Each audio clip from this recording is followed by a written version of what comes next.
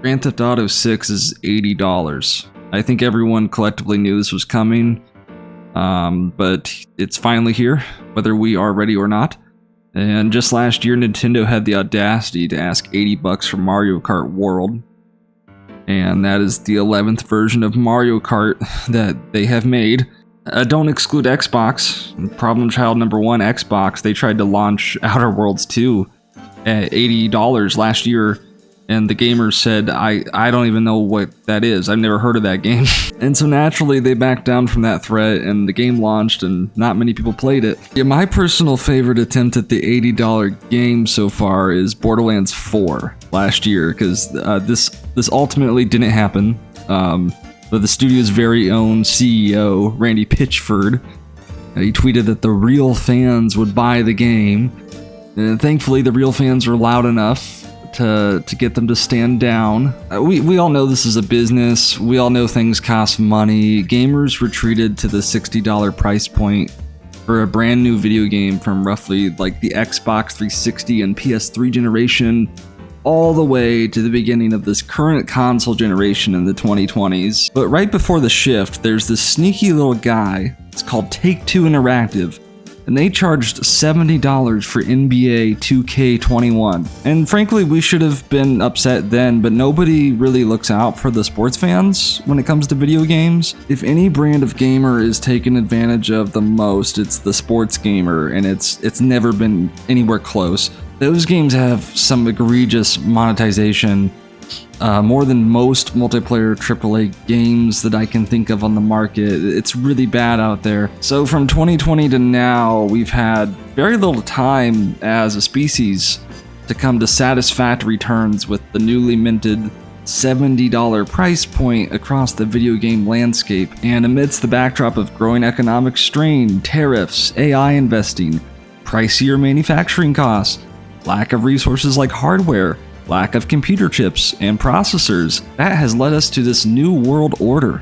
If there is one video game on this planet that can successfully make the jump from $70 to $80 with minimal backlash and maximum profits, it is the longly awaited and anticipated Grand Theft Auto 6. And who might you guess owns that video game? So while it was fun to flirt around with the $70 in our wallets for a little while, we all have to pony up now. And not just for Grand Theft Auto, this is most definitely going to cause a ripple effect across the entire industry. Grand Theft Auto 6 is on track to be the biggest media launch of all time, only rivaled by its predecessors, Grand Theft Auto 5 and Red Dead Redemption 2. Grand Theft Auto 5 is the second highest grossing video game of all time behind Minecraft.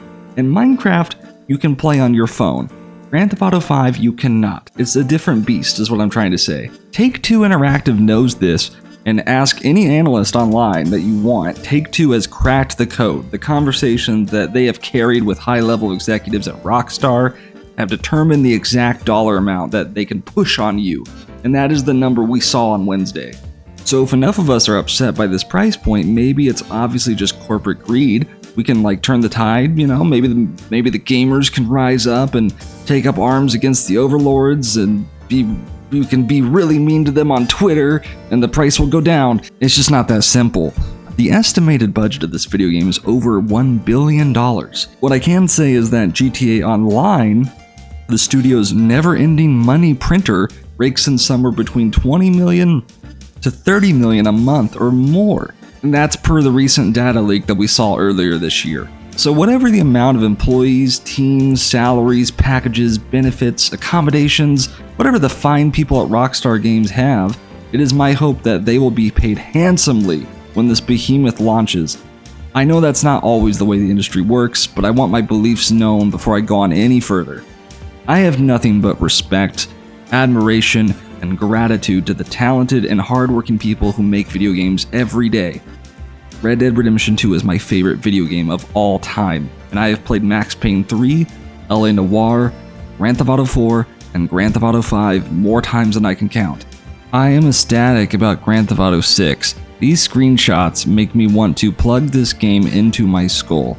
I don't like to believe anything is too big to fail, but in the case of this game, It really does feel that way. I can't think of another video game franchise with this level of prestige and clout, and mostly all of it being well-deserved and fought for. So it's painful for me to say this, but be it Rockstar Games or Take-Two's final say, and my money is on Take-Two having the final say, I have some pretty big concerns with not just the price, but the details surrounding it, and I wanted to take a moment to work through that together. Let's start with the standard edition of the game. For pre-ordering at $80, you will get Grand Theft Auto 6, the game, a Vice City Vintage pack that features some specific vehicles, a garage, some outfits, some hairstyles, typical pre-order bonus stuff, and a free month of GTA Plus, which I don't dabble in or care, but it gives you in-game money for the online portion. Now, there are 2 tiers to this game, and for $100, you will get the game itself, of course, and the pre-order bonus is mentioned as well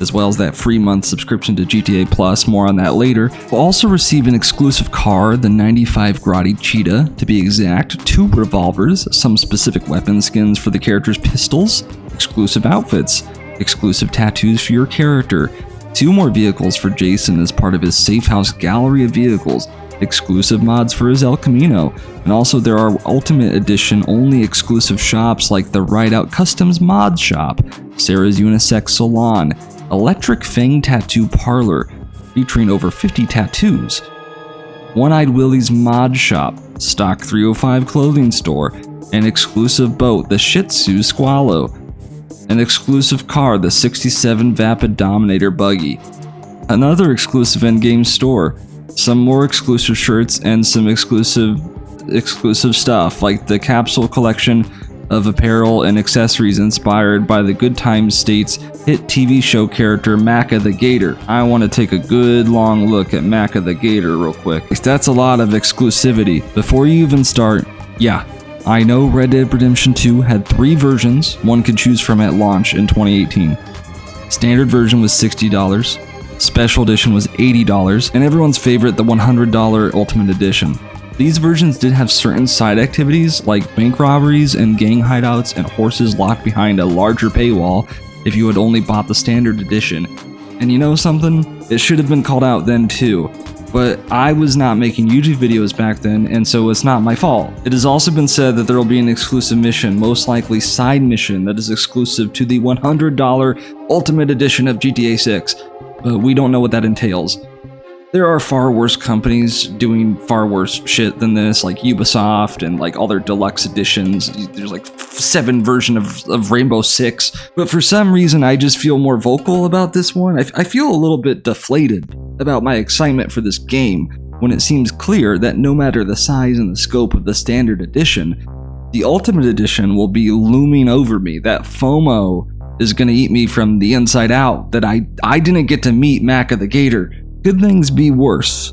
Yeah, they could have tried to get away with $90 Standard Edition, like flat out. They probably could get away with that, and they didn't go that far. They could also have 3 versions instead, just like Red Dead had, but it still remains that I am rather used to Rockstar being radio silent until their mission statement is ready, concise, and definitive. But here, in some of this wording, it's about as definitive as that re-release a few years back. Rockstar has said that Grand Theft Auto 6 is a single-player experience.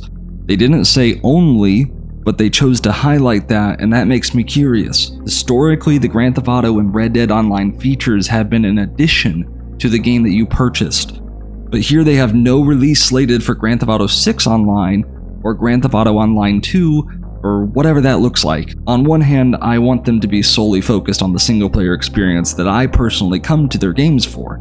And on the other hand, they have been long at work, no doubt carefully orchestrating how the rollout for this new online function will work without alienating their current player base and shifting them to the inevitable new online system. Remember that endless money glitch that I mentioned? I'm sure they have contingency plan after contingency plan for if that goes tits up this time. Keep in mind, they sunsetted Red Dead Online because it was more cost effective to keep Grand Theft Auto printing money and selling shark cards. You know, I used to work with a coworker that bragged about buying a shark card every paycheck that he got. I hope that he's watching this video. He knows who he is, and I hope that he enjoys looking upon his sins. Now, do I think the next iteration of Grand Theft Auto Online will be extra money that you gotta buy in or pay to a subscription like World of Warcraft? I'm not trying to wildly speculate, but look at who owns them and look at the things they chose to omit and not speak to on Wednesday. I hear Take-Two CEO Strauss Zelnick say things like, consumers pay for the value that you bring to them, and our job is to charge way, way, way less than the value delivery. Consumers need to feel like the thing itself is amazing and the price they were charged was fair for what they got. I don't exactly cheer when I hear those words. To me, that's like a CEO nice way of saying, we know exactly how much we can wring out of you for a quality product before you lose interest. And someone also noticed something a bit sneaky. With both versions of the game, you will receive a free month to Grand Theft Auto Plus. That turns on recurring billing every month automatically, but they decided to mention that in the smaller font. Just be a good boy and pay us $80, and hopefully you won't notice the extra 10 we take from you next month. This is very sneaky. Now, for my favorite part, there is no physical release to this video game. They keep saying there is. There currently is not. Whether they will manufacture discs after launch at a later date is uncertain, but for the launch this November, customers will be given codes to digitally download the game. If you go to a GameStop and you want to buy Grand Theft Auto 6 at long last with your hard-earned money, you are buying a plastic case and a digital code. There's no disc.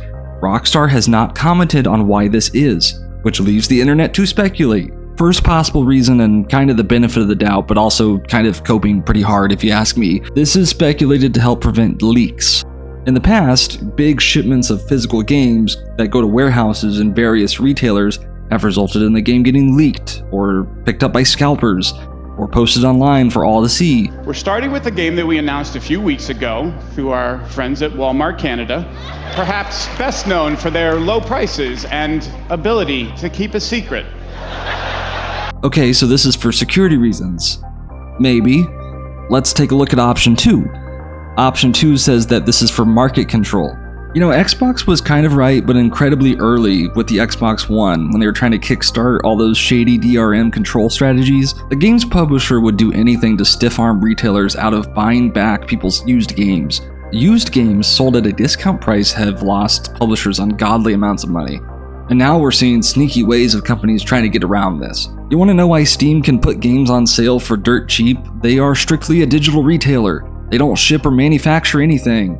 They do not have relationships with retailers and manufacturers that they must respect. There's no middleman for them. Xbox, PlayStation, massive game publishers, they don't have the same luxury.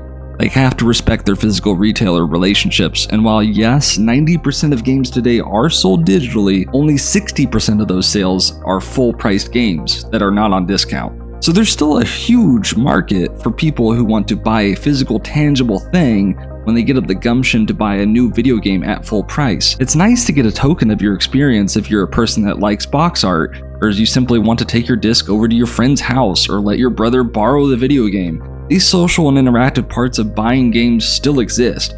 My brother doesn't play too many games, but he does have an Xbox, and he has expressed some interest in this colossal exciting thing that is Grand Theft Auto 6. It's kind of a huge bullshit letdown that if I myself purchase the game, I can't actually take it to his house to show it to him unless that is the first time I am plugging in that digital code to his account. Look, I'm not the biggest, most altruistic, shining example of physical media. I'm not as cool as Scott the Woz. I have a very modest shelf and a very modest collection, but it's nice to have that physical copy of Red Dead Redemption 2 and holding it in my hand. My favorite video game of all time is physically in my hand. Would a game the size of Grand Theft Auto 6 just disappear off the digital shelf? Most likely that would never happen, but now I don't get a choice for myself. I can only interact with this game by purchasing access to a digital license that can go away at any moment should someone with a lot more power than us deem it necessary. And maybe it won't happen to this game, but it does happen to others. I know physical releases are going extinct and there's not much we can do. I'm actually a bit too young to know anything about midnight releases of movies or games. By the time I was in high school, movies would premiere by 7 p.m. on a Thursday, and game releases were starting to trend heavy into the digital market. But I do remember the launch day of Red Dead Redemption 2 well. It was Friday, October 26, 2018. I had 2 classes that morning, and I had the rest of the day open, and I went into GameStop. And it was the cheesiest sight as 2 employees wore their cowboy hats and their bandanas, and they had their cap guns and the holsters, and they would say things like, "Howdy, partner," and it was so stupid, but it kind of meant a lot to me that they tried to live it up at work for a game they were clearly excited for, just like me. There is a real interactivity to physical media that's completely lost with digital codes. I mean, you're already spending all the time to print out the plastic for the game and spend money on that. You might as well give us something. And hell, for $100 for that Ultimate Edition, where is the swag bag? Where is the Vice City Hawaiian shirt with the game logo on it? Or the cool Gator keychain from Mac of the Gator? I really want to meet the Gator. I really want to go to GameStop on launch day and find Mac of the Gator and shake his hand.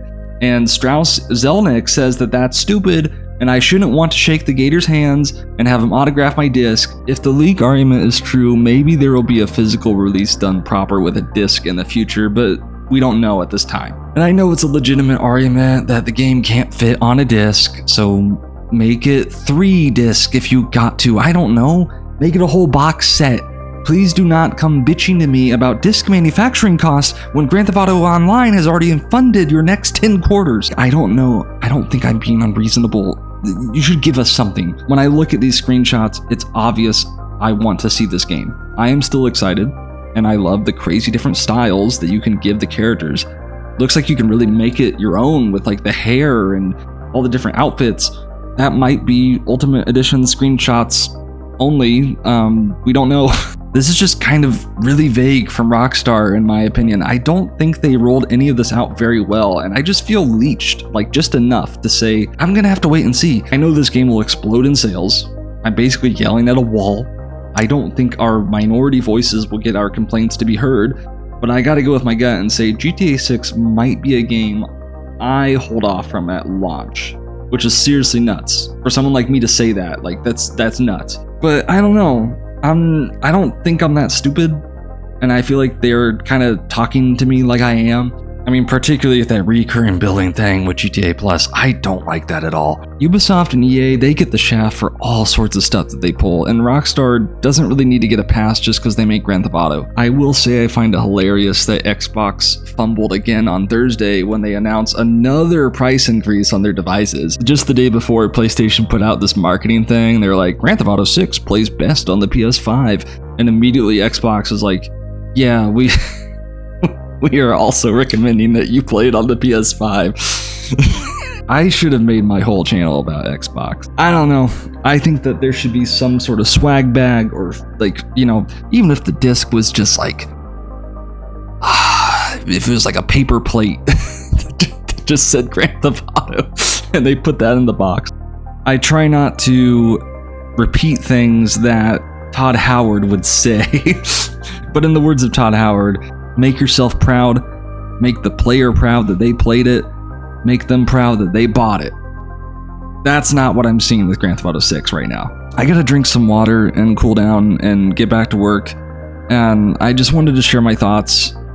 Stay alert, gamers. Keep your eyes out for gators and whatnot.